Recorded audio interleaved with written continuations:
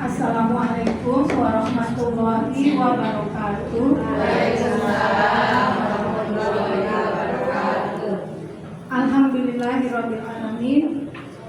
Wa nasta'inu wa ala umuri dunya waddin. Wassalatu wassalamu ala asrofil anbiya'i wal mursalin sayyidina wa maulana Muhammadin wa ala alihi wa sahbihi ajma'in. Amma ba'du. Yang kami hormati Ibu Wiwin selaku Ketua Majelis Taklim Bait Rahmat Fedora, yang kami banggakan ibu-ibu solehah semuanya dari Majelis Taklim Bait Rahmat Fedora ataupun dari luar. Kami ucapkan selamat datang dan terima kasih atas kehadirannya sudah ikut bersama-sama mengisi datang hadir ke kajian kita hari ini. Segala puji kita panjatkan kehadirat Allah Subhanahu wa Ta'ala, dan salawat serta salam kita sanjungkan kepada junjungan kita Nabi besar Muhammad Sallallahu Alaihi Wasallam beserta keluarganya, para sahabatnya, dan pengikutnya hingga akhir zaman. Puji syukur atas nikmat yang telah diberikan Allah kepada kita semua, berupa nikmat iman, nikmat Islam, dan nikmat sehat, sehingga kita pada sore ini bisa berkumpul di tempat yang insya Allah dirahmati Allah, di masjid ya Ibu ya. Mudah-mudahan niat kita datang ke sini mendapatkan ganjaran pahala dan mendapatkan ridho dari Allah Subhanahu wa Ta'ala. Amin. Adapun tema kajian kita sore ini Ibu-ibu, yang insya Allah nanti akan bersama narasumber kita Ustazah Hajah Sri Tuti Rahmawati. Mudah-mudahan beliau segera hadir. Temanya hari ini yaitu tentang peran orang tua terhadap pembentukan akhlak anak. Sekilas tentang Ibu Ustazah, walaupun belum datang, kita bacain aja ya CV-nya. Beliau dikenal sebagai narasumber di TV program Islam itu Indah, terus acara Kurma IIKI, kajian mengenai menjaga lisan dan hati di bulan Ramadan, dan juga pakar di bidang Al-Quran yang melanjutkan pendidikannya di IIKI, ilmu Institut Ilmu Quran, Institut Ilmu Quran. S1 beliau Fakultas Usuluddin, jurusan Ilmu Al-Quran dan Tafsir di Institut Ilmu Quran Jakarta. S2 juga jurusan Ulumul Quran dan Ulumul Hadis di Institut Ilmu Quran Jakarta. Dilanjutkan dengan S3-nya juga masih di Institut Ilmu Quran. Beliau menempuh S3 pertama dan keduanya di Institut Ilmu Quran. Ini sungguh menginspirasi ya Ibu ya. Terus menuntut ilmu, mudah-mudahan ini menjadi contoh inspirasi kita juga untuk bersama-sama terus hadir seperti di pengajian ini juga menuntut ilmu. Baiklah Ibu yang dirahmati Allah Subhanahu wa Ta'ala. Adapun susunan acara kita yaitu yang pertama pembukaan, yang kedua nanti ada persembahan dari tim Marawis Bait Rahmat Fedora. Kemudian ada pembacaan suci Al-Quran, tausiah, intinya itu tausiah dan tanya jawab. Terakhir dengan doa, penutup dan foto bersama. Baiklah, sebelum kita mulai acara ini, kita bersama-sama membaca Ummul Quran. Kita niatkan, kita luruskan niat kita rendahkan hati kita. Kita baca Al-Fatihah.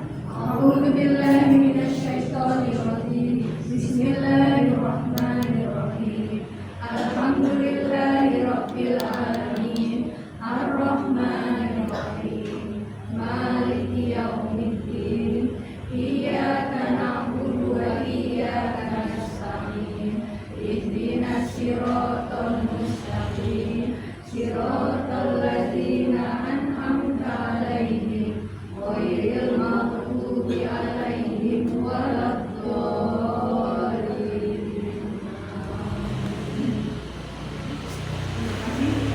Acara selanjutnya yaitu persembahan yang akan ditampilkan oleh tim Marawis dari Rahman Tegara. Untuk waktu dan tempat kami persilakan. Assalamualaikum warahmatullahi wabarakatuh. Bismillahirrahmanirrahim. Allahumma salli wa sallim wa barik alaihi.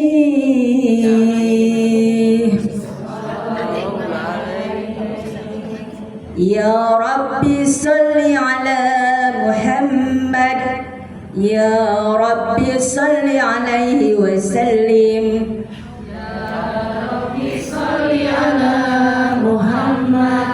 Ya Rabbi salli alaihi wa sallim. Ya Rabbi ballighul wasilah, Ya Rabbi khussa bil fadilah. Ya Rabbi salli ala Muhammad, Ya Rabbi salli alaihi wa sallim. Ya Rabbi warda 'anis sahabah, Ya Rabbi warda 'anis sulalah. Ya Rabbi salli ala Muhammad, Ya Rabbi salli alaihi wa sallim. Ya Rabbi warda 'anil masyayikh, Ya Rabbi farham walidina. Ya Rabbi salli ala Muhammad, Ya Rabbi salli alaihi wa sallim. Ya Rabbi warhamna jami'a, Ya Rabbi warham kullu muslim. Ya Rabbi salli ala Muhammad, Ya Rabbi salli alaihi wa sallim.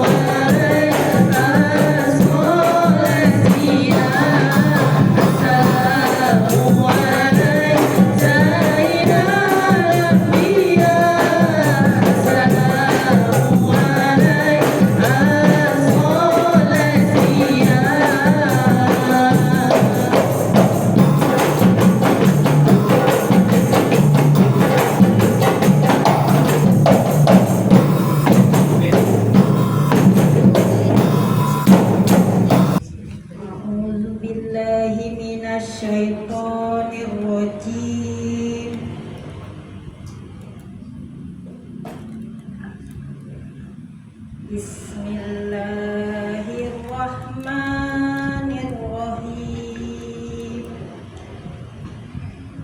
Inna fatahna laka fatham mubina liyaghfira laka Allahu ma taqaddama min dzambika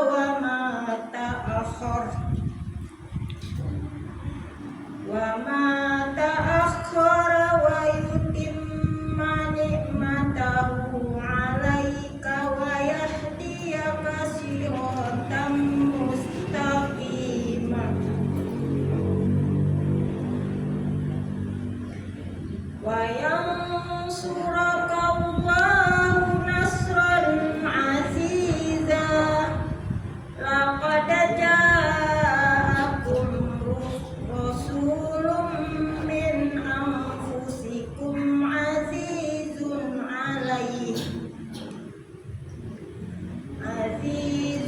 'alaihi ma 'anittum harisun 'alaikum bil mu'minina raufur rahim. Wa in tawallaw faqul hasbiyallahu la ilaha illa huwa alaihi tawakkaltu wa huwa rabbul arsyil azim.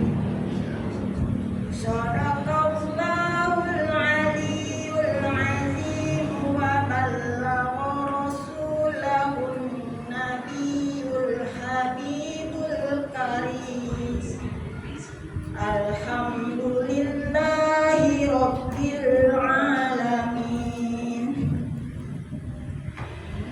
Inna Allaha wa malaikatahu yusalluna 'alan nabi ya ayyuhallazina amanu sallu 'alaihi wa sallimu taslima. Walhamdulillahi rabbil alamin. Allahumma sholli wa sallim wa barik alaihi. Sallu alaihi.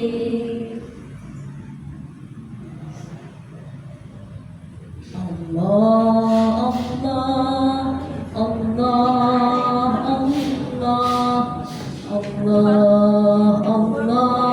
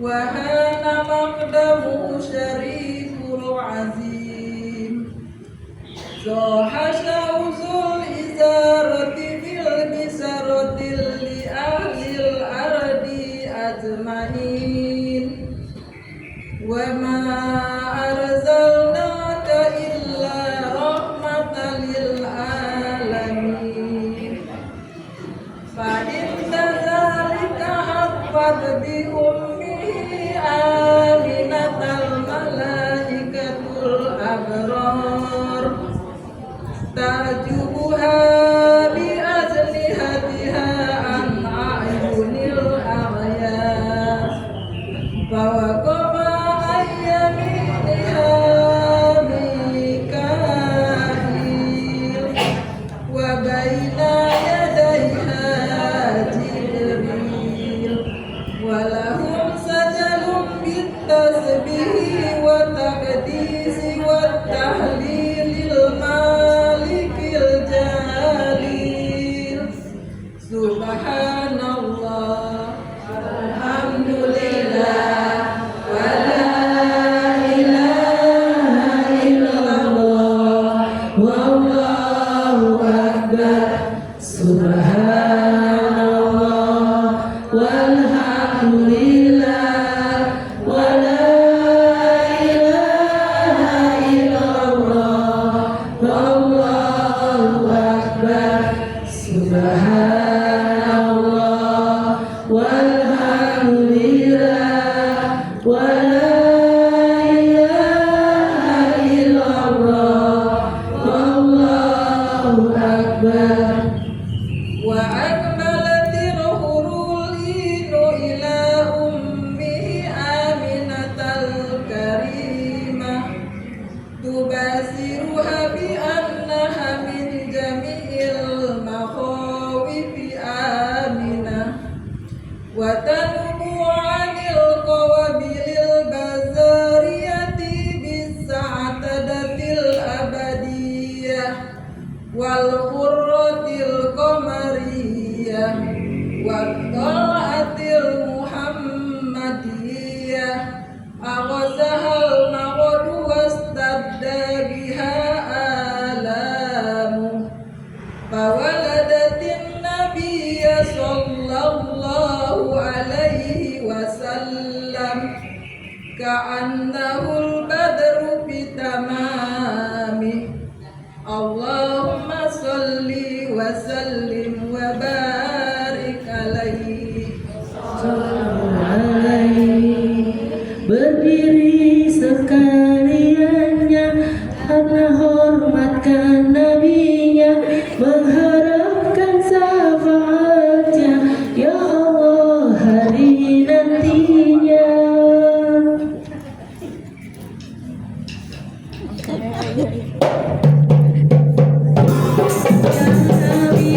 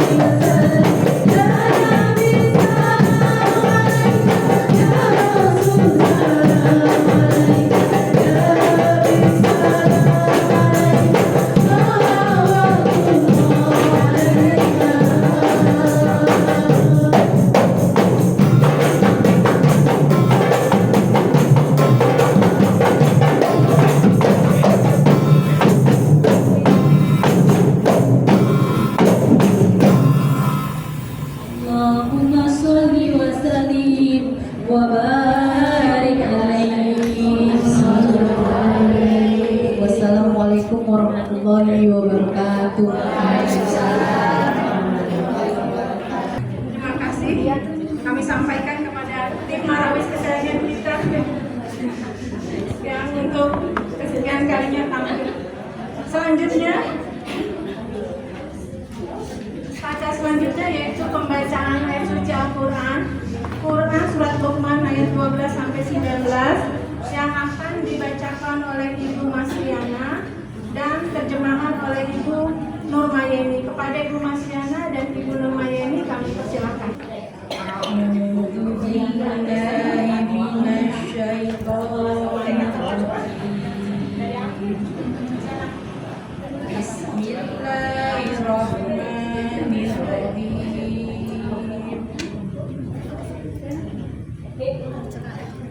ولقد آتينا لقمان الحكمة أن اشكر لله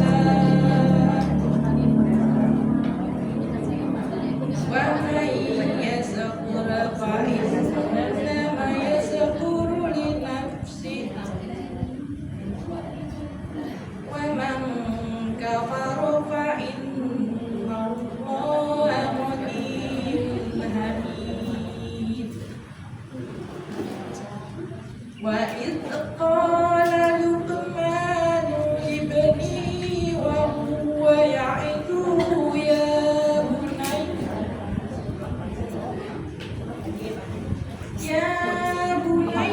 لا تشرك بالله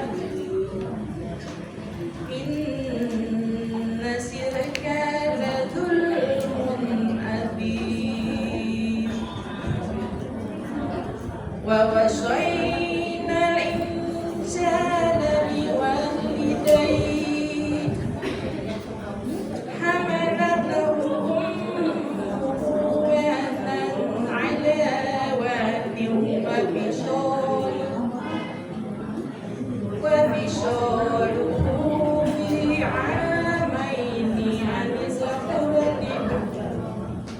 وفصاله في عامين أن اشكر لي ولوالديك إلي المصير وإن جاهداك على أن تشرك بما ليس لك به علم فلا تطعهما وصاحبهما في الدنيا معروفا واتبع سبيل من أناب إلي ثم إلي مرجعكم فأنبئكم بما كنتم تعملون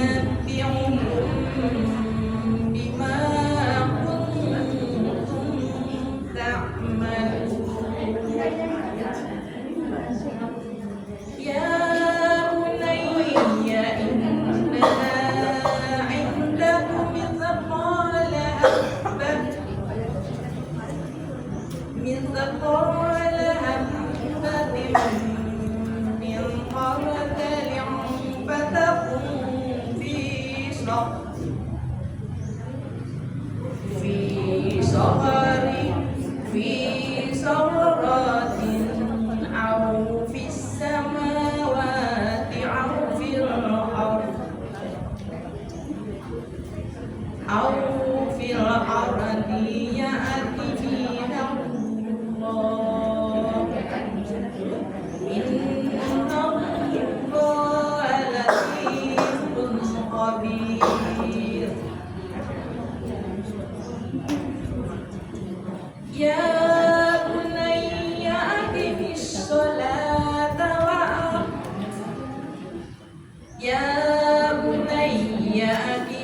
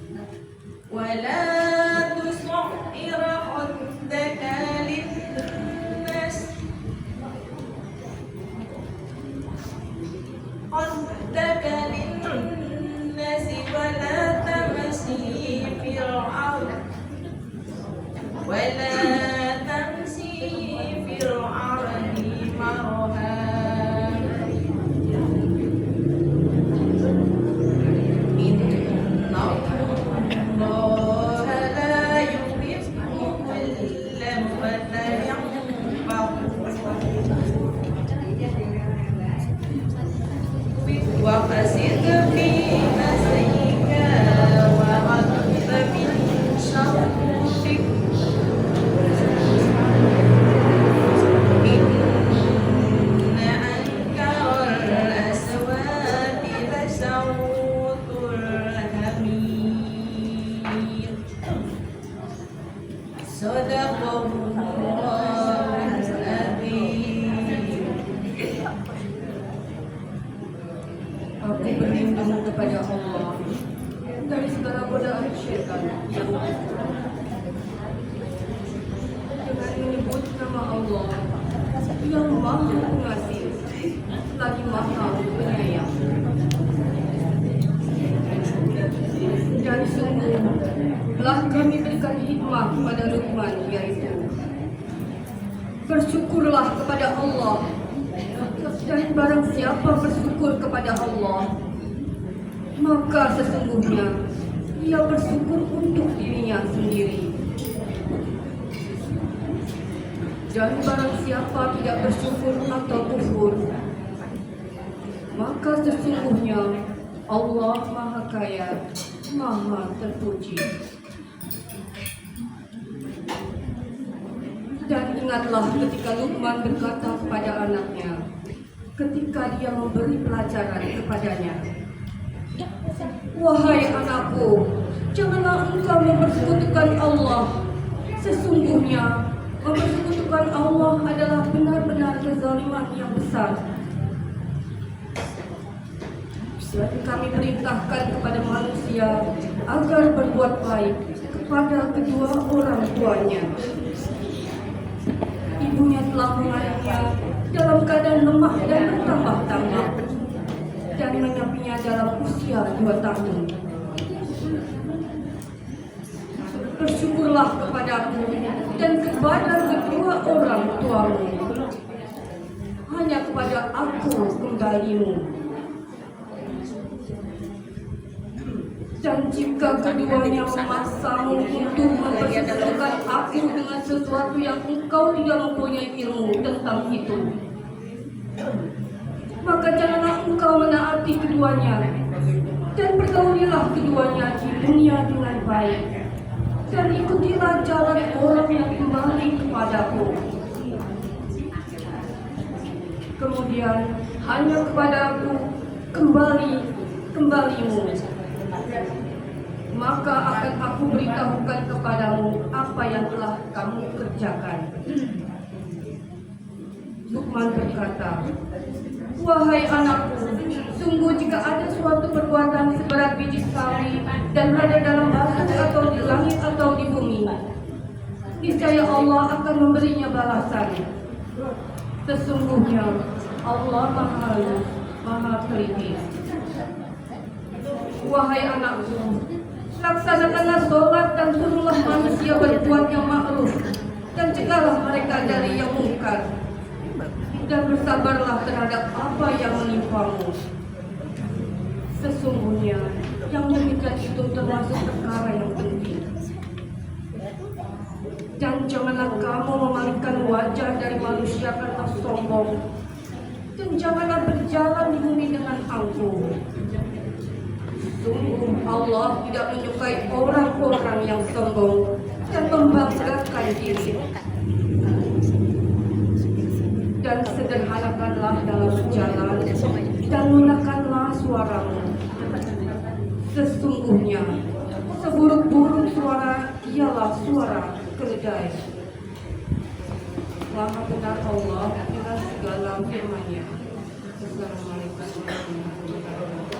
Waalaikumsalam warahmatullahi wabarakatuh. Terima kasih kepada Ibu Masriana dan Ibu Nurmayeni. Semoga yang membacakan dan mendengarkan mendapatkan ganjaran dari Allah Subhanahu wa Ta'ala. Amin. Alhamdulillah sudah hadir di tengah-tengah kita. Terima kasih Bunda Tuti, selamat datang. Selamat datang kembali Ibu. Alhamdulillah silaturahim kita masih terus terjalin ya Ibu ya, setelah sekian lama. Bismillahirrahmanirrahim. Assalamualaikum warahmatullahi wabarakatuh. Waalaikumsalam warahmatullahi wabarakatuh. Alhamdulillahirabbil alamin. Sholatan wa salaman ala Rasulillah Muhammad ibn Abdillah wa ala alihi wa sahbihi wa wala. Rabbi shrah li sadri wa yassir li amri wahlul 'uqdatam min lisani yafqahu qawli wa qawli amri ilallah innallaha basirun bil ibad. Qala Allah Ta'ala fil Qur'anil Karim, A'udzu billahi minasy syaithanir rajim. Bismillahirrahmanirrahim. Walaqad atayna Luqmanal hikmata an yashkur lillah wa man yashkur fa innama yashkuru li nafsihi wa man kafara fa innallaha ghaniyyun hamid. Shadaqallahul azim. Yang terhormat Ketua DKM Masjid atau Mushola, masjid apa nih? Baitul Amal, Baitul Rahmah. Oh iya, saya ingat banget ketika ini mau dibangun 2008. Ya, saya kesini 2008. Waktu saya mangkrak di Cendana 3 tahun. Alhamdulillah, Fedora di mana lagi sampai lupa ya. Adena, mana lagi? Banyak ya yang saya bina itu. Pokoknya Geraha Raya ini ibarat kata dulu tuh wilayah jajahan saya. Wilayah jajahan saya itu artinya bahwa bukan siapa-siapa saya kalau sudah ada undang di Geraha Raya mau manapun ya. Kalista, Celesta, Fedora, Adena, mana lagi? Karisa, Gardenia. Terlama di Gardenia hampir 4 tahun, jarang 5 tahun ya. La ilaha illallah. Jadi di Cendana juga. Ya pokoknya sudah seperti keluarga. Alhamdulillah, terima kasih Bunda Vivian sudah mengundang. Beliau bilang, Bunda berkenan tidak kira-kira menyampaikan tausiah di masjid kami Fedora. Kan Bunda sekarang jamaahnya ribuan. Kami cuma paling berapa orang? Kata Bunda, jawabannya simpel, 1 orang saya ajarkan. Saya tidak pernah peduli banyak atau sedikit. Siapa yang mau minta belajar sama saya, ya saya ajarin. Gak harus ribuan orang, gak penting. Karena di Trans TV juga udah 200 juta yang nonton gitu ya. Berkata, maka jangan khawatir Bunda, saya akan hadir tepat waktu insya Allah.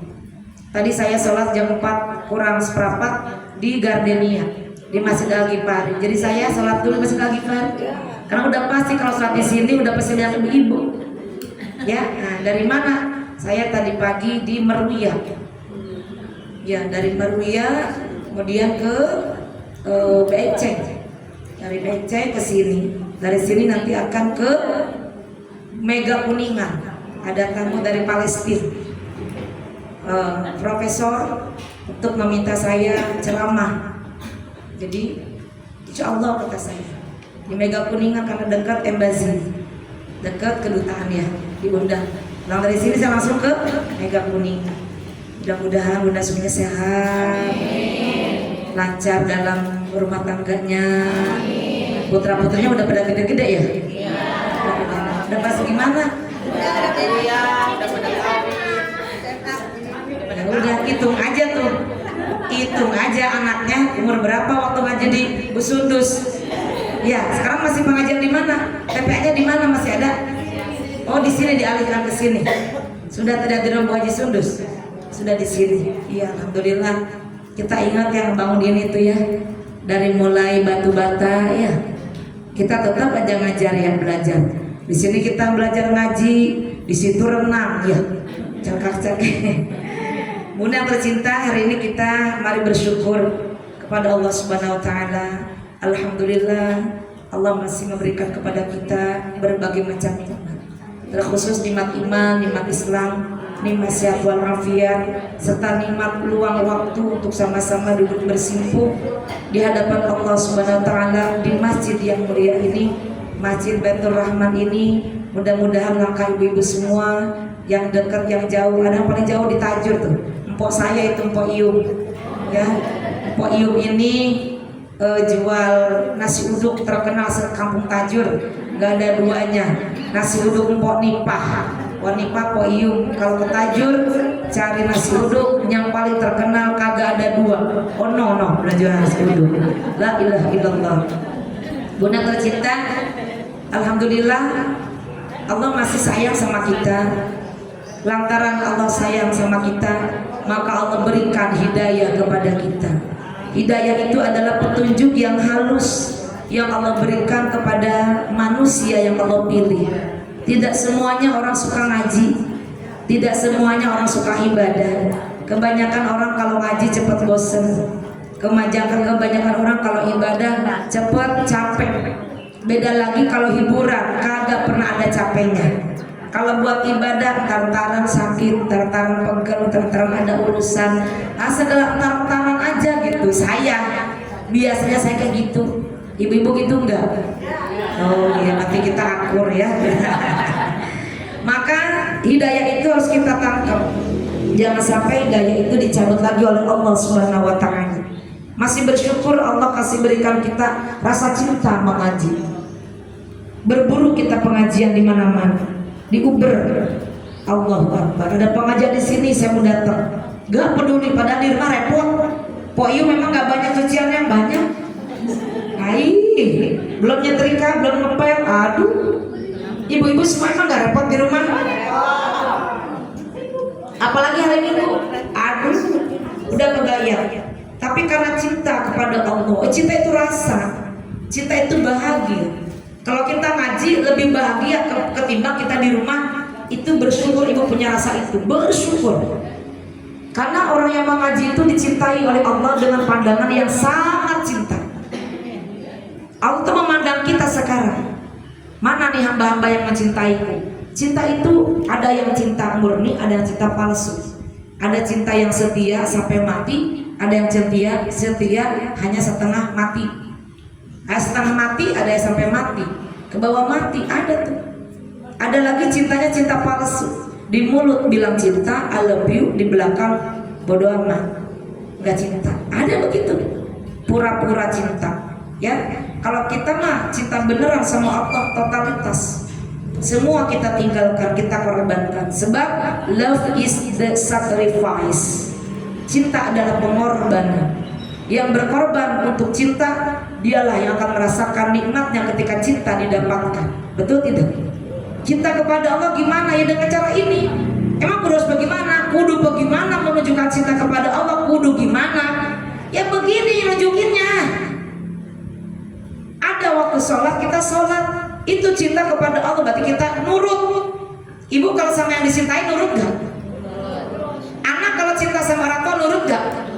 Nah itu, kita sebagai manusia cinta kepada Allah nurut. Allah senang kalau sama yang nurut. Jangankan Allah senang kepada hambanya yang nurut, kita aja sama anak yang paling nurut pasti yang paling kita sayang. Bener gak? Punya anak empat karakter. Yang satu malas kebina-bina, la ilaha illallah, malasnya ampun-ampunan. Yang satu cengengnya minta ampun apa-apa, ya Allah berisik, cerewetnya ampun, salah sedikit nangis. Apa-apa nangis, marah, ngambek. Yang satu lagi cuek, gak pernah mikirin, terserah saya aja, bebas, merdeka. Yang satu peka, simpati, punya empati, punya rasa. Setiap yang dilihat dia langsung aktif, dia langsung ini, ujung mata melihat ini harus disapu, nggak usah pakai noguna, tolong sapuin, nggak ambil sapu, itu peka. Kalau ibunya manggil langsung cepat, iya ibu ada apa? Ibu rasa-rasanya pengen, sini bu. Nah, apa bu? Ketika 4 anak seperti itu, anak yang mana yang paling kita sayang? Yang keempat, betul kan? Enggak diminta, enggak disuruh, udah ngerjain, berarti dia peka, punya rasa. Nah, dalam ibadah juga kalau kita nggak punya rasa, nggak peka, susah. Betul tidak bu? La ilaha illallah. Apalagi ibadah di akhir zaman. Maka tema yang dikasih kepada saya hari ini adalah tentang apa? Orang tua pembentukan akhlak anak. Bagaimana orang tua mau membentuk anak yang soleh dan solihah? Kalau misalkan kita membina rumah tangga, sepakat dengan suami, sepakatin dulu kita mau mendidik anak, mau membentuk anak seperti siapa, seperti apa, bagaimana. Kalau misalkan suami istri sepakat, udah kita jadikan anak kita begini, pasti prosesnya akan mengikuti seperti yang diinginkan, dua-duanya kompak. Tapi kalau misalkan dalam rumah tangga, bapaknya pengennya anak jadi A, ibunya pengen anak jadi B, anak jadi bingung.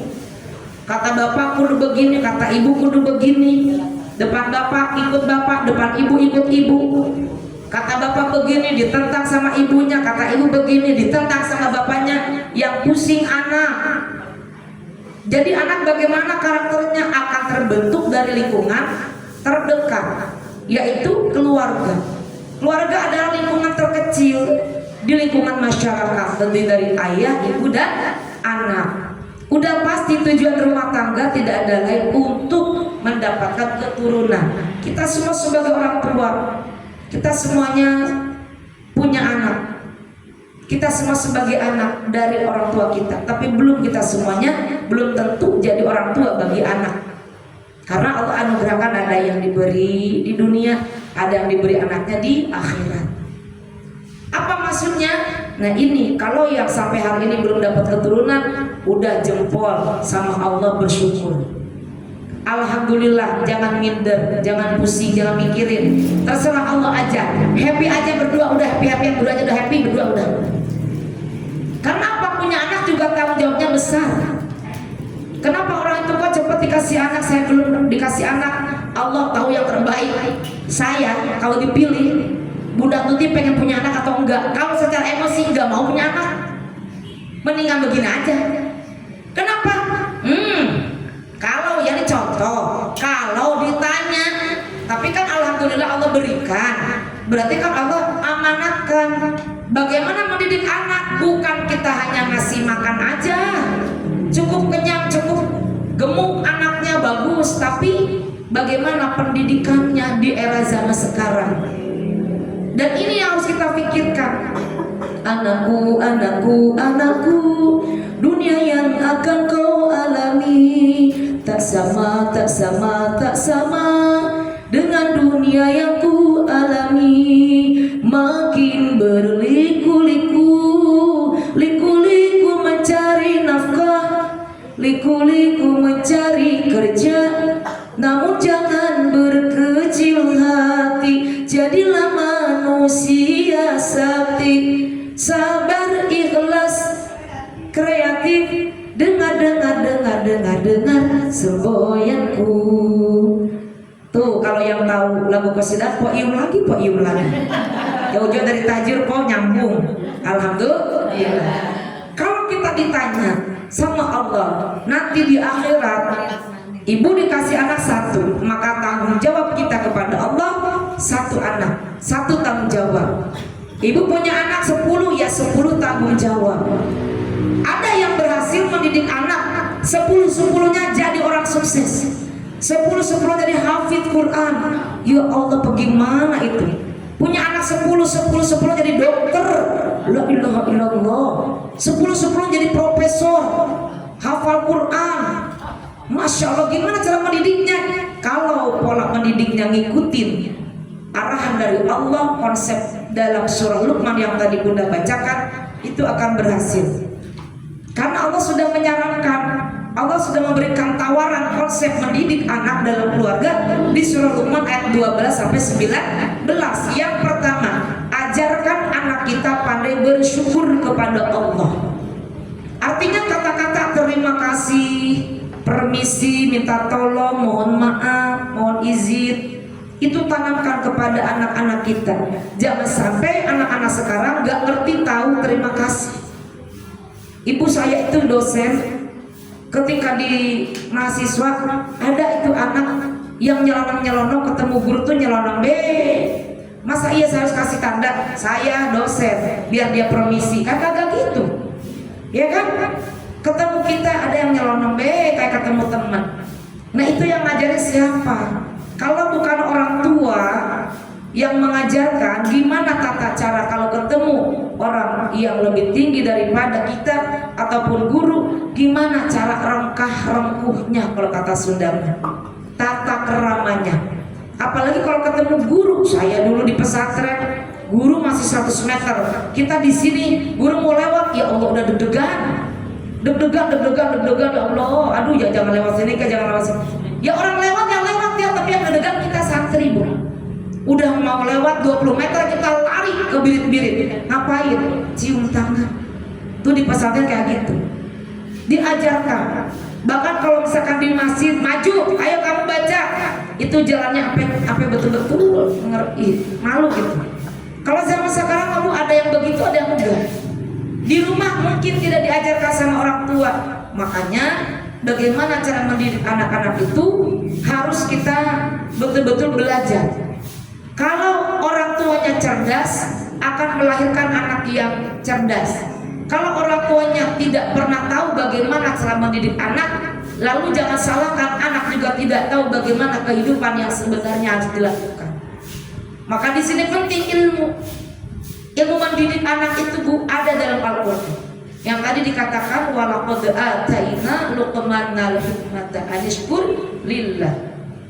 Di mana yang pertama ajaran kita kepada anak, bersyukurlah kepada Allah, maka dia akan bersyukur kepada dirinya sendiri sesungguhnya. Sebelum mengajarkan kita bersyukur kepada anak kita ajarin kitanya dulu yang paling bersyukur kepada Allah. Artinya begini, kalau misalkan kita rajin bersyukur kepada Allah dengan cara apa? Sering mengucapkan doa, mengucapkan lafaz hamdalah. Terima kasih ya Allah, terima kasih ya Allah. Terima kasih Pak, terima kasih Nak. Berarti kita bersyukur kepada diri sendiri, hakikatnya bersyukur kepada Allah. Makan bersama, Bu, aku mau makan, ayo. Ibunya masak. Pak, udah mateng, Nak udah mateng, ayo kita makan bersama. Tandanya bersyukur dalam kebersamaan apa? Berdoa. Ayo kita baca doa dulu. Bismillahirrahmanirrahim. Allahumma barik lana fima razaqtana wa qina adzabannar. Baru kita makan bersama. Itu kan indah. Tapi pertanyaannya di zaman sekarang kadang-kadang rumah tangga udah kayak kos-kosan. Bapaknya di kamar, ibunya di dapur, anak-anaknya di kamar. Ibunya udah rapi makan, pakai SMS, Nah udah matang, ayo makan di meja. Oh, jawabannya cuma singkat. Oh, oke. Pak, udah rapi nih masakan, ibu udah masak. Ye aja. Ye, iya. Lah. Ditunggu udah 10 menit, ayo tambah makan ya Allah. Pak, ayo makan. Serumah nyuruh makan aja, ngajak makan aja pakai handphone, udah kayak kos-kosan kan?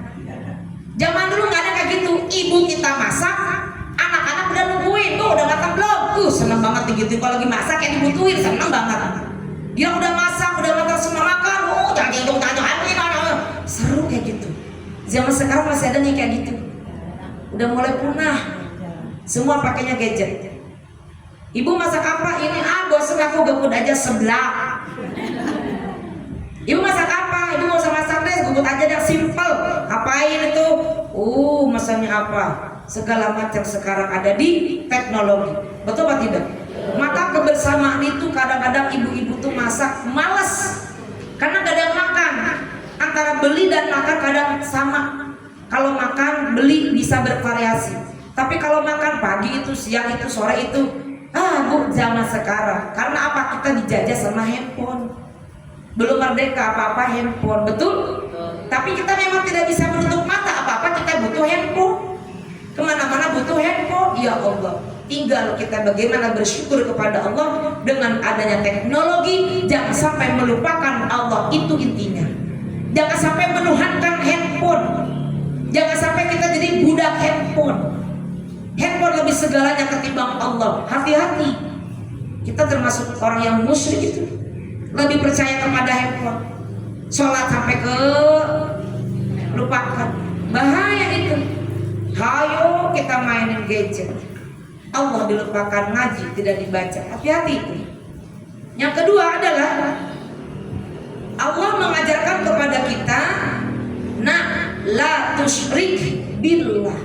Inna syirka la dzulmun 'adzim. Jangan menduakan Allah. Menduakan itu artinya menyelingkuhi. Kan kalau selingkuh kan mendua hati kan? Nah, kita kalau mendua hati kita, keyakinan kita, iman kita kepada selain Allah sama dengan kita menyelingkuhi Allah atau khianat kepada Allah. Mana contohnya? Ibu punya batu, diyakini ini batu bisa membawa keberkahan. Apa itu batu bisa membawa keberkahan? Gak ada. Batu diajak ngomong juga enggak. Bagaimana bisa memberikan sesuatu yang diyakini dia membawa manfaat? Gak bisa kayak gitu. Ini ada golok, ini ada keris, haram itu, musyrik itu. Berarti lebih percaya kepada benda ketimbang dengan Allah. Nah, anak kita ajarkan, nak, tidak ada Tuhan selain Allah. Bagaimana kita menanamkan ajaran keimanan, fondasi keimanan yang begitu penting? Mengapa anak perlu diajarkan keimanan? Dasar, basic, fondasi daripada anak-anak kita iman. Iman itu adanya di sini, Bu, di hati. Gak bisa dilihat dengan media apapun. Kepercayaan, keyakinan, meyakini adanya Allah. Qul huwallahu ahad, Allahus samad, lam yalid wa lam yulad wa lam yakul lahu kufuwan ahad. Katakanlah, dialah Allah yang Maha Esa. Allah tidak beranak dan tidak pula diperanakan. Dan Allah tempat bergantung segala sesuatu. Tidak ada yang sebanding setara sama dengan Allah. Allah disebut Khaliq. Manusia hambanya, ciptaannya disebut makhluk. Maka tidak ada pundak melewati kepala, nggak ada. Betul tidak? Ada nggak pundak melewati kepala? Apa artinya? Tidak ada Tuhan yang patut kita sembah, hanya satu-satunya Allah. Kepala yang biasa kita berada di atas kalau kita berjalan, kalau kita duduk. Ketika kita menyembah Allah, berubah jadi paling bawah. Saking kita yakin, ya Allah, Engkaulah yang patut disembah, yang patut dipuja dan dipuji. Kami semua sengaja menyembah-Mu, ya Allah, sengaja menjadikan Engkau sebagai Tuhan kami, Raja dari segala raja. Engkau adalah Tuhan manusia, Tuhan semesta alam. Jadi ketika sholat itu kita meyakini Allah sedang melihat kita, kita sedang berbicara, sedang memasrahkan hidup mati kita kepada Allah, berkomunikasi, berdoa kepada Allah. Mengapa kita diperintahkan sholat? Karena sholat adalah ibadahnya seluruh malaikat. Dan kalau kita ninggalin sholat, maka berarti kita sama dengan menghancurkan agama. Yang ketiga apa sebabnya? Wa wassaynal insana biwalidayhi hamalathu ummuhu wahnan ala wahnin wa fisaluhu fi 'amaini anishkurli wa liwalidayka ilayyal masir. Kita diajarkan untuk berbakti kepada kedua orang tua. Bagaimana kita akan berbakti kepada orang tua? Kita mencontoh apa yang kita dapatkan. Ilmu yang Allah berikan kepada kita adalah ilmu mauhibah. Apa ilmu mauhibah? Ilmu rasa cinta. Cinta kepada orang tua, santun kepada orang tua. Bagaimana cara kita menyayangi orang tua agar kita menjadi anak yang berbakti, anak yang soleh dan solihah. Kenapa ada kata-kata soleh? Ibu, kalimat soleh itu udah penempatan yang tertinggi. Ada baik, lebih baik, sangat baik, teramat baik, sangat-sangat baik, soleh. Jadi soleh itu adalah puncak dari nama kebaikan. Kalau kamu baik, ya baik. Belum menjadi yang terbaik kan? Baru baik. Tapi kalau kamu, you are the best. Kamu lebih daripada yang baik. Ada lagi istimewa. Ada lagi teristimewa. Ada lagi terbaik, teristimewa, terkhusus. Apa? Soleh. Maka kenapa Nabi Ibrahim berdoa kepada Allah, Rabbi habli minas solihin. Ya Allah, berikanlah kepadaku anak yang soleh. Terbukti bagaimana Nabi Ismail ketika pas waktunya mau disembelih, apakah ada protes, ada diskusi, apakah ada debat? Tidak. Ketika Nabi Ibrahim menyampaikan, wahai anakku, Bapak ini sudah 3 kali bermimpi Allah perintahkan untuk menyembelihmu. Bagaimana pendapatmu? Bagaimana kita mau dimatiin sama bapak kita? Ya jangankan dimatiin, mungkin bapak kita itu dimatiin sama kita. Maksudnya apa Pak? Daripada saya matiin, bapak yang saya matiin. Kan begitu kalau di zaman sekarang. Zaman sekarang banyak gak yang anak matiin bapaknya? Anak matiin ibunya, ibu matiin anaknya banyak. Allahu Akbar, naudzubillahi min dzalik. Punten jika kalimat saya kurang tepat, kurang santun, kurang baik, tapi itu kenyataannya. Berita-berita udah viral-viral, la ilaha illallah. Ini dunia kenapa sih jadi begini? Kemana itu rasa anak sayang kepada orang tua? Sekarang kita sudah ada media sosial, dapat informasi belum lama bulan Juli ada anak 2 orang perempuan pakai jilbab dorong-dorong ibunya pakai roda nyerahin ke panti jompo. Ini fakta kan? Viral kan? Di TV ada. Allahu Akbar, la ilaha illallah. Yang saya pikirkan itu hati nurani anak, bagaimana akhlak kepada orang tua, akhlak. Kok bisa begitu? Apa kesalahan ibunya? Dia itu mengandung, melahirkan, menyusui, membesarkan, merawat anak dari bayi, 4 anaknya kalau nggak salah kan itu di medsos itu ya. Bagaimana merawat anak 4 jadi orang, artinya menjadi orang yang masih hidup, ya kan? Kalau tahu anaknya akan membawa dia ke panti jompo, udah aja dimasukin lagi ke perut kali itu. Lu jangan lahir lu, ntar udah gede jadi anak durhaka. Masih mending orang tuanya tidak menghukum dengan sumpah. Kan ada kan yang disumpah menjadi batu, kejadian kan? Kalian undang, bagaimana ceritanya? Gak mungkin, itu sejarah kan? Makanya ibu-ibu, ketika kita melihat tayangan itu, langsung hati kita, la ilaha illallah. Ibu yang telah mengandung, mempertaruhkan nyawa, mengorbankan jiwa dan raga sampai berdarah-darah. Zaman dulu makan jarang yang sesar ibu. Itu anak kalau belum masanya keluar nggak pakai di sesar, tanda tangan, nggak ada lagi waktu, nggak ada lagi ancaman. Ibu kalau seminggu belum lahir udah tidak ada kata lain sesar. Zaman dulu mah nggak ada. Emang anak masih betah 10 bulan, dia nanya. Kan juga waktu itu berojol, ya kan? Zaman dulu. Zaman sekarang nggak lagi, masya Allah.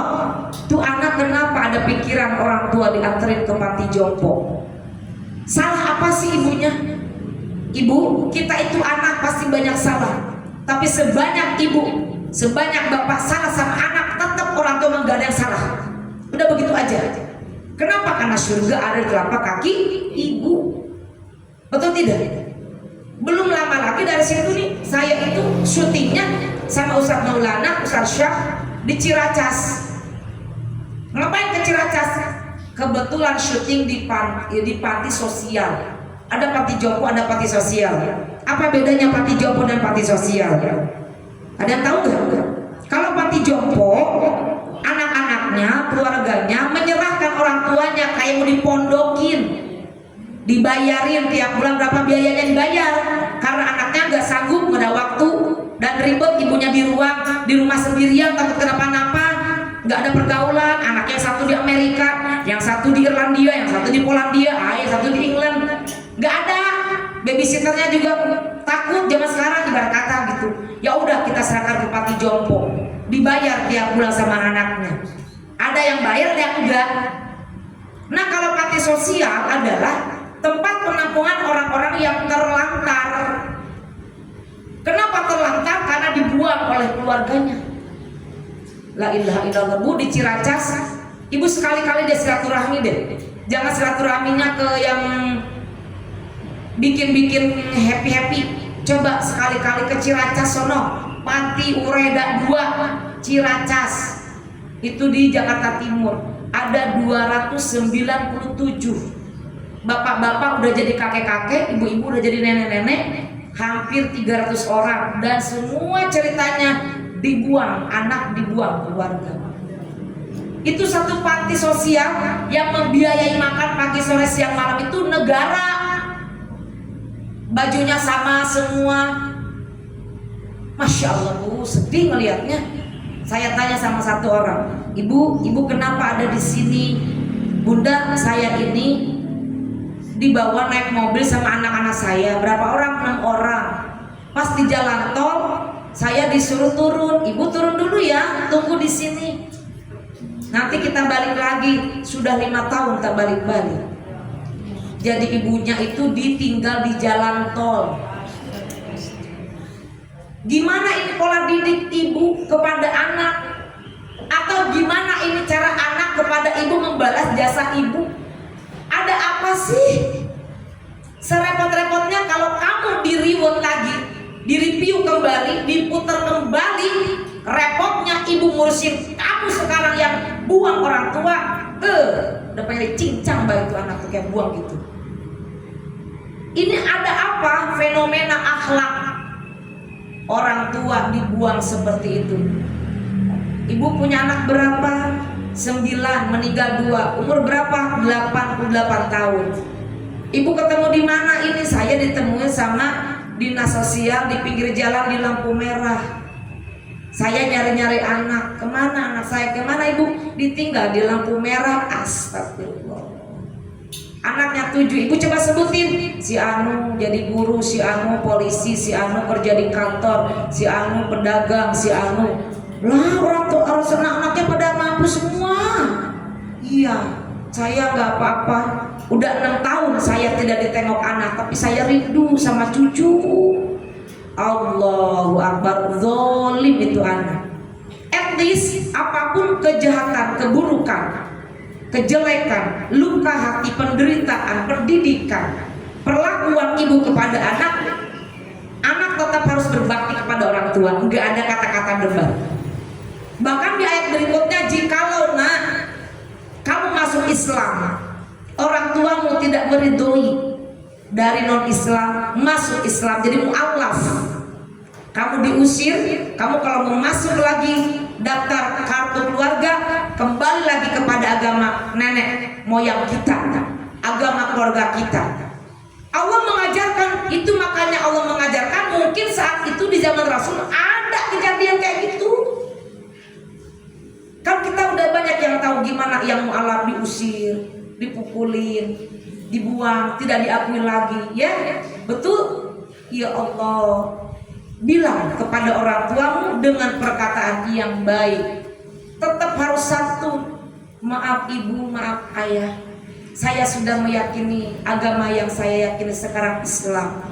Mohon izin, saya tidak bisa kembali kepada agama yang sebelumnya. Tetap harus dalam kesantunan. Kalaupun diapa-apain, kita udah mengambil keputusan, mendapatkan hidayah, pertahankan hidayah. Di dunia hanya sementara, sakit nyelekit, menderita hanya sementara, tapi surga sudah menanti. Berikutnya, ajarkan anak itu sholat. Sebelum mengajarin anak sholat, kitanya dulu yang kudu nyontohin sholat. Kalau nyuruh-nyuruh anak sholat, kitanya enggak sholat, bagaimana anak mau ngerjain sholat? Zaman sekarang anak bu lebih pintar dia. Nah sholat, ibu udah sholat belum? Gitu. Betul tidak? Nah, ayah sholat, ibu udah sholat belum? Belum.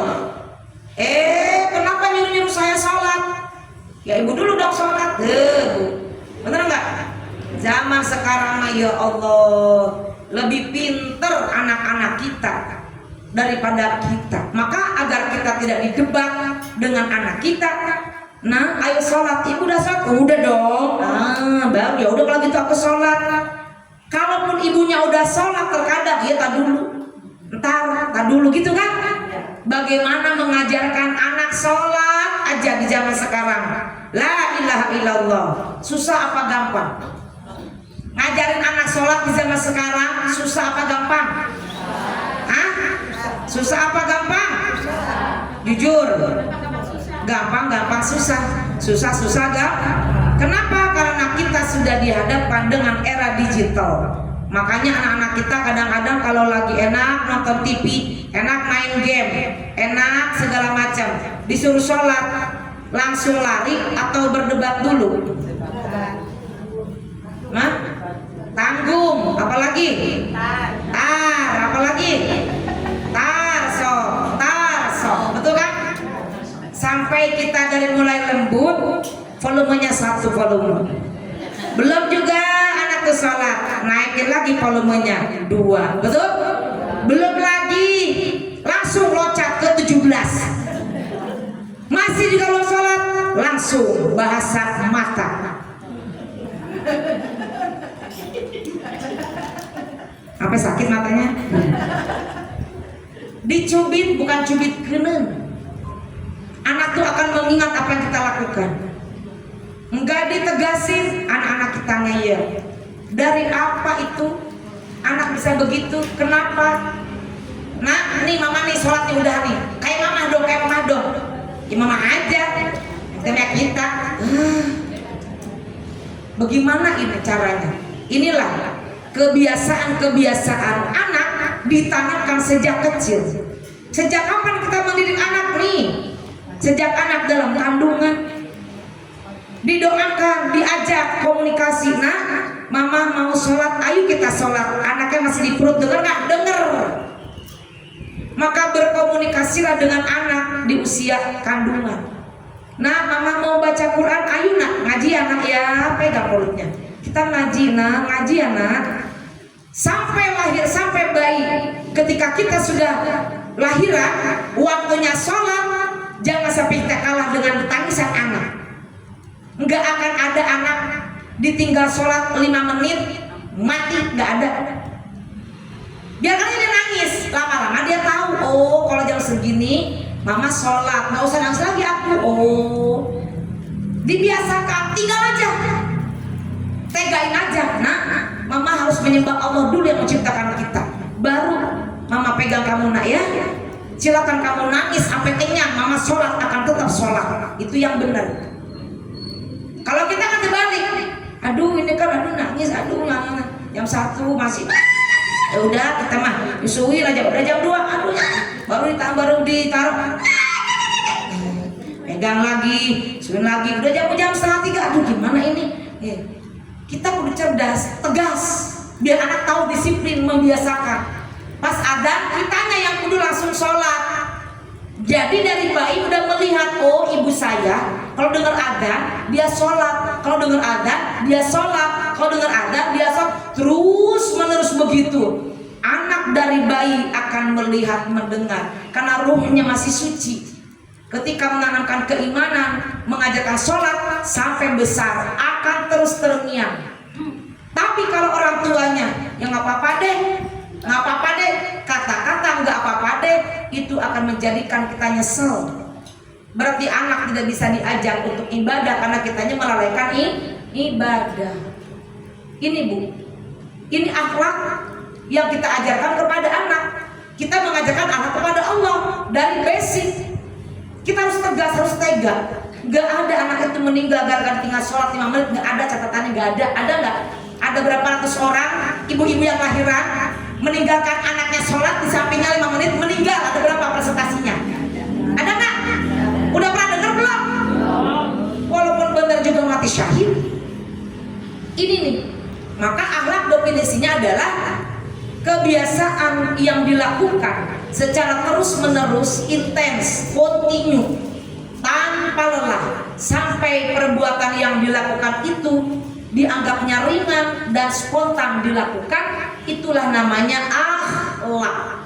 Ada akhlak yang baik, ada akhlak yang buruk. Akhlak yang baik disebut akhlakul karimah, akhlak yang buruk disebut akhlakul madmumah. Mana contoh akhlak itu tadi?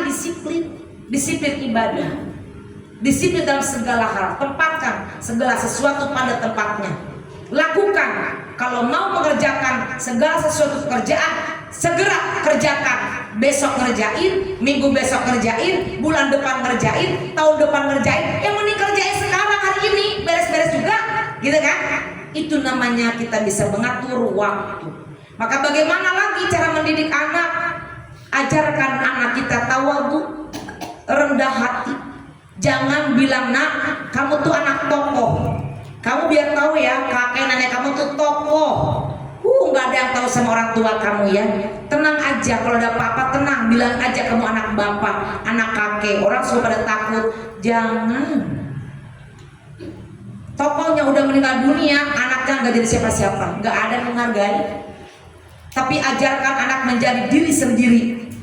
Ajarkan anak-anak kita itu tawadhu, rendah hati. Kita bukan siapa-siapa, nak. Bolehlah orang tua kita sebagai tokoh, tapi belum tentu tokoh bisa diwariskan.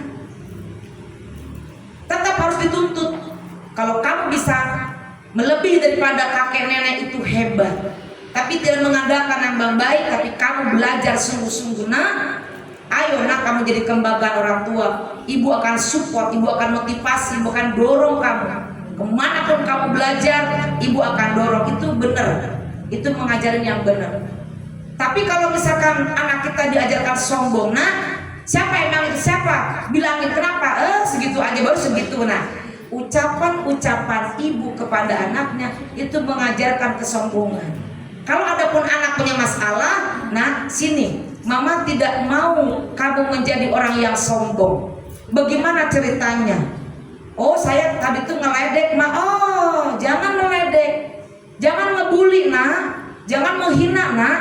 Jangan melihat kekurangan teman, nak. Teman itu saudara, nak. Jangan mengucapkan kata-kata yang tidak baik, nak. Mama tidak pernah mengucapkan kata-kata yang tidak baik kepadamu.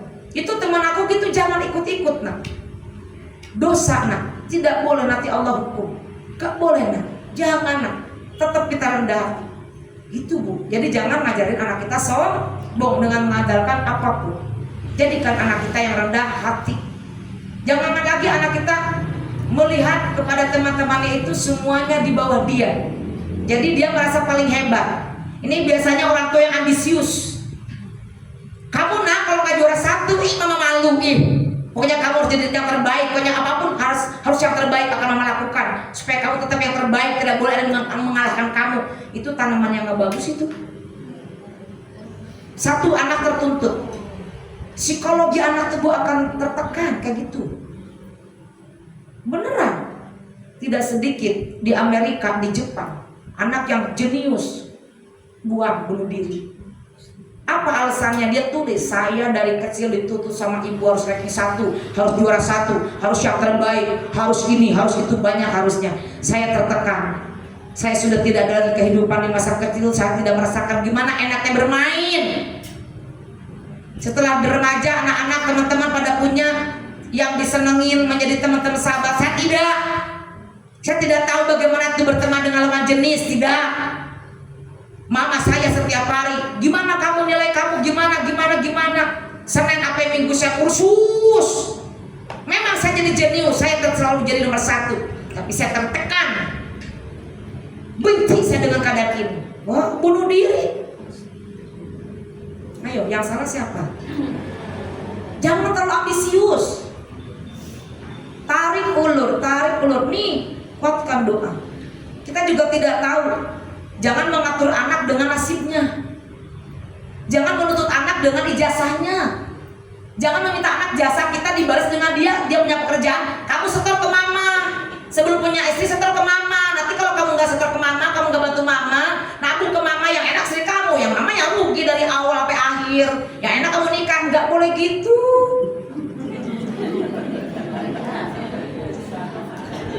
Maaf. Ini pola pendidikan. Temanya seperti ini, saya usah katakan yang pahit, yang benar. Biarkan anak usia 0 sampai 5 tahun belajar sambil bermain. Ibu sekali-kali makanya lihat kunjungan coba ke Jepang. Anak-anak di Jepang tuh nggak ada itu yang belajarnya sampai gendol tas. Ngapain belajar di TK? Ngapain? Belajar kotor-kotoran. Ujungnya apa? Belajar nyapu, belajar beresin sendal, belajar nyuci piring. Anak orang Jepang, mereka tahu kalau udah jam 11 disuruh tidur semua. Setengah jam berarti tidur ini aja. Jam 1 sampai jam 2 wajib tidur. Mereka sekolah sampai full day. Tidur semua, main-main semua. Itu pendidikan karakter. Apa itu karakter? Tabiat, karakter, kebiasaan dibentuk oleh kebiasaan ajaran siapa, pendidikan siapa. Ini anak menjadi apa? Hebat memang, tapi nggak punya peka. Jadi orang hebat, jadi orang penting, jadi orang nomor satu. Tapi saudara-saudaranya nggak ada tuh yang diaku. Kamu kontribusinya apa sama saya? Saya udah jadi sukses, kamu dulu jadi. Emang ngebantu saya apa? Sombong. Itu saudara modal terserah. Kenapa dia pada mau minta tolong kepada saya dulu waktu saya bekerja, waktu saya belajar nggak ada tuh yang nolong saya tuh. Bagaimana cara menanamkan karakter pendidikan peka? Kembali kepada Al-Quran, pada hadis Rasulullah. Kalau anak ditanamkan dengan ajaran agama, dia tidak akan songong. Dia akan tahu diri, rendah hati, dan tahu berbalas budi. Dengan cara apa? Nih, komunikasi. Kunci semuanya komunikasi. Oh, udah habis ya? Oh iya, udah selesai? Oke, 17:29. Baik, begitu aja. Dari dulu. Silakan tanya jawab. Iya, silakan 5 menit yang mau bertanya. Ayo, silakan. Silakan ibu-ibu, ayo. Monggo. Ayo ibu silakan yang bertanya.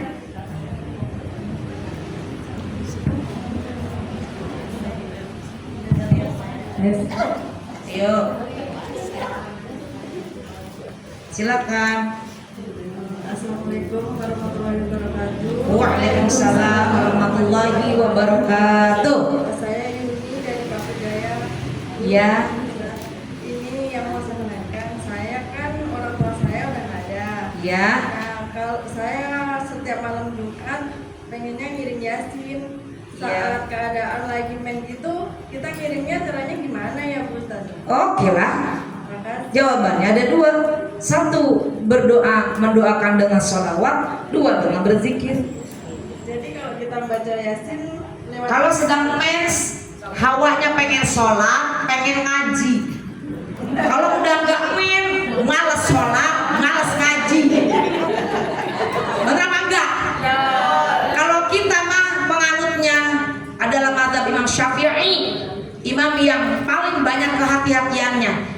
Bunda, kalau men apapun sholat aja yang paling besar, perintah Allah yang paling pokok tidak boleh, apalagi keturunannya. Bunda tidak melakukan apapun ketika men, cukup bersolawat dan beristighfar, bertasbih. Nanti udah bersih, so mau baca sehari 10 juz, baca sehari 5 juz, baca. Kalau di men sedang dalam keadaan berhadas besar, diam, jangan melakukan yang Allah larang. Bagaimana? Tetap mendoakan, baca Allahumma gfirli wa liwalidayya warhamhuma kama rabbayani shaghira, baca ayat sholawat sebanyak-banyaknya, istighfar untuk orang tua sebanyak-banyaknya. Sama tidak? Sama. Orang yang sedang haid diijabah doanya. Bukan berarti aduh saya lagi nggak sholat gak dapat pahala, enggak. Berarti saya tekan kodok gimana? Mainnya 14 hari dikali 5 kodok. Seumur-umur kita kodok nggak ada. Kalau lagi mens haid, ya udah diem. Itu adalah kasih sayang Allah. Jadi kalau saya apapun kan ini boleh tidak. Saya kalau tidak. Saya tidak ngajar ibu-ibu. Ya kan ada yang ada ininya. Saya tidak. Karena sholat aja paling pokok udah dilarang, apalagi perintilannya. Itu aja logikanya. Ngapain banyak debat? Itu ujian setan itu. Ya udah. Sama tidak. Diam aja, baca sholatnya banyak. Orang lagi dalam darah kotor, lagi haid, sholat aja nggak boleh, apalagi yang lain-lain. Itu aja logikanya. Saya tidak suka menyepelekan ini kan ada ini kan di handphone, ini kan ada terjemahnya. Tidak, saya mah tidak. Nggak ada bagi saya mah, ini enggak saya. Karena Al-Quran wahyu yang mulia. Yang memegang Al-Quran, mushaf Al-Quran harus dalam keadaan suci, berwudu, tidak dalam keadaan junub, tidak dalam keadaan haid, tidak dalam keadaan nifas. Diem aja. Nanti kalau udah haidnya selesai, sudah bersuci, sok mulai sehari hatam 30 juz, baca. Aneh emang kalau lagi memang rasa-rasanya pengen ngaji. Baik Bu, terima kasih. Sama-sama. Ini mukanya bagaimana kok? Ada yang mau bertanya? Yo, silakan. Bertanya Pak, silakan masih ada waktu Mas. Ayo. Assalamualaikum. Assalamualaikum Ustazah. Waalaikumsalam warahmatullahi Saya dengan wabarakatuh. dari Pondok Serul. Orang tua saya non Muslim. Kebetulan beliau kena stroke hampir 2 tahun yang lalu. Nggak mau dirawat sama anak yang lain. Saya bersyukur beliau tinggal di rumah saya. Ya, cuman ada beberapa hal yang saya serba salah Ustazah. Mungkin karena beliau sakit, jadi bawaannya lebih sensitif. Betul.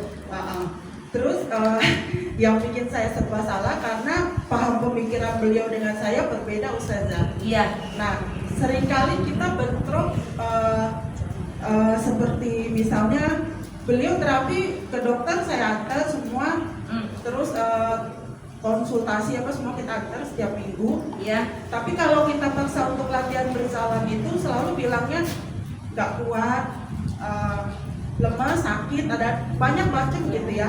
Terus saya sering kali dengar beliau terlalu ngeluh gitu kan. Ya mungkin karena pemikiran beliau itu memang agamanya lain dengan saya selalu bilang, Mam mungkin ini itu apa buat melatih kesabaran mami. Selama ini kan saya tahu ibu saya orangnya rada keras, karena beliau juga Chinese, dari kecil susah. Jadi apa sih, biasa nyari uang, biasa bergerak, tiba-tiba nggak bergerak sama sekali gitu Ustazah. Yang saya mau tanyakan, karena saya sering berkonflik dengan beliau, karena kalau saya ngomong, saya pakai pemahaman saya tentang Islam.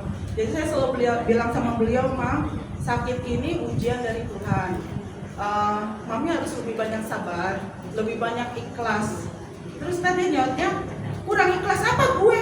Kurang sabar apa gue gitu? Aduh, saya mau jawab apa ya, saya bingung gitu kan. Itu satu. Jadi karena sering apa?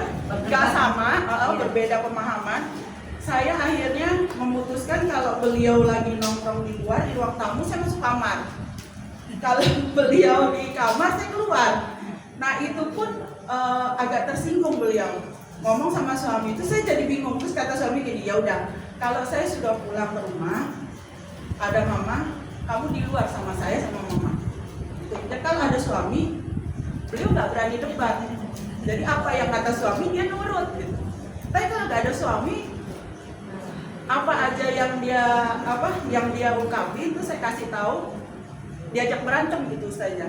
Pertanyaan saya, bagaimanakah saya harus bersikap supaya beliau tidak bisa mengerti kondisinya beliau dan bisa menerima dengan lebih ikhlas, terus bisa lebih punya semangat untuk lebih cepat sembuh gitu. Baik, luar biasa Bunda, Masya Allah. Kita kalau merujuk kepada surah Al-Baqarah 154, Bismillahirrahmanirrahim. وَلَنَبْلُوَنَّكُمْ بِشَيْءٍ مِّنَ الْخَوْفِ وَالْجُوعِ وَنَقْصٍ مِّنَ الْأَمْوَالِ وَالْأَنفُسِ وَالثَّمَرَاتِ وَبَشِّرِ الصَّابِرِينَ. Sungguh Allah akan menguji kamu. Sungguh berarti kata-kata penguat. Sungguh aku, kata Allah, yang menciptakan kalian, makhlukku, akan aku uji kalian. Semuanya diuji sesuai dengan kemampuannya. Menurut kita berat ujian kita kan, tapi menurut Allah itu teh ujian paling ringan, tergantung kita menerima dan menyikapinya. Menurut kita itu, ya Allah nggak mungkin, nggak bisa, kita lemah. Kata Allah, la yukallifullahu nafsan illa wus'aha laha ma kasabat wa 'alaiha maktasabat. Sering berdoa, Rabbana la tu'akhidna in nasina au akhtana, Rabbana wa la tahmil 'alaina isran kama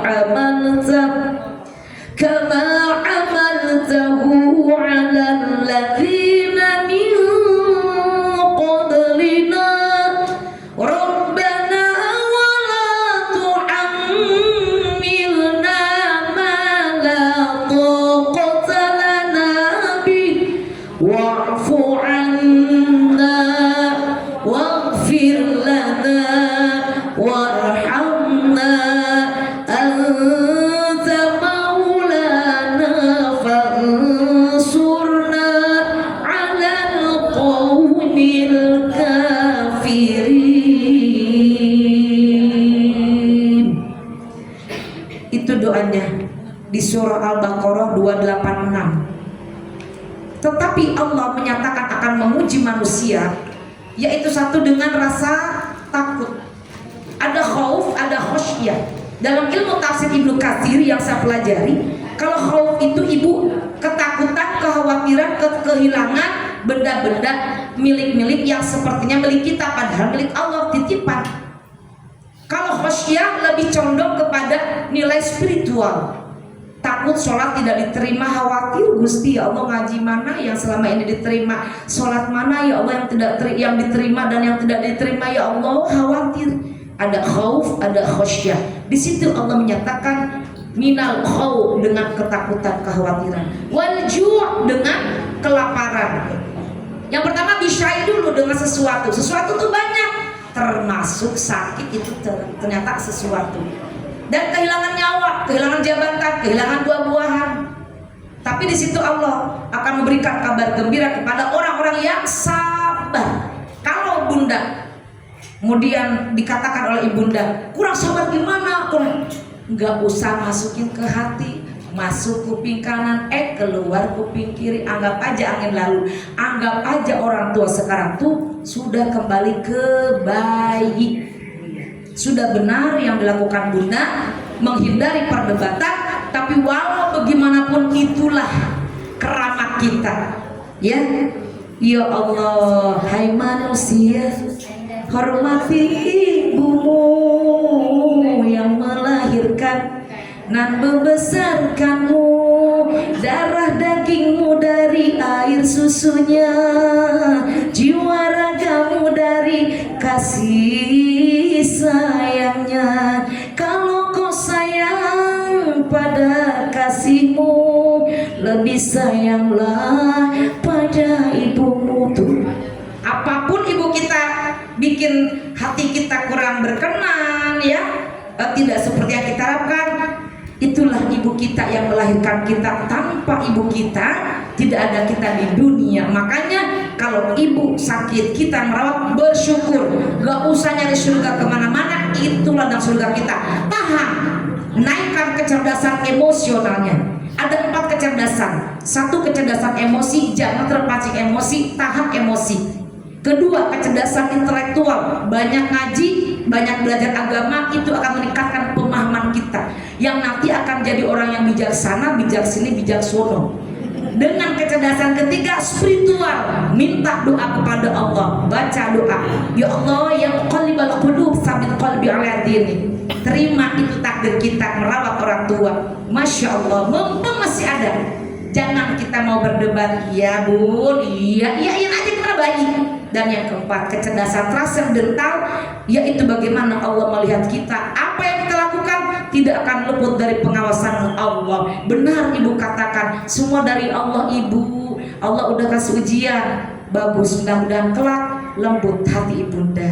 Amin ya Allah ya Rabbal alamin. Terima kasih. Luar biasa 1743. Seperti kita harus mengakhiri pertemuan kita, ya, mudah-mudahan berkenan. Jika ada kata-kata yang kurang tepat dalam penempatan di hati bunda-bunda semua, dengan segala kerendahan hati saya mohon maaf yang sebesar-besarnya. Semoga bunda-bunda sehat semuanya, diberikan umur panjang, diluaskan rezekinya, diangkat derajatnya, disolehkan oleh Allah putra-putrinya. Semoga keluarga ibu dijaga, dilindungi, dijauhkan dari bahaya, dari balahi, dari bencana. Mudah-mudahan masjid ini akan terus bermanfaat untuk umat. Dan yang mewakafkan atau yang berdonasi untuk megahnya masjid ini, semoga sampai jariahnya itu di akhirat kelak diberikan pahala yang terus mengalir.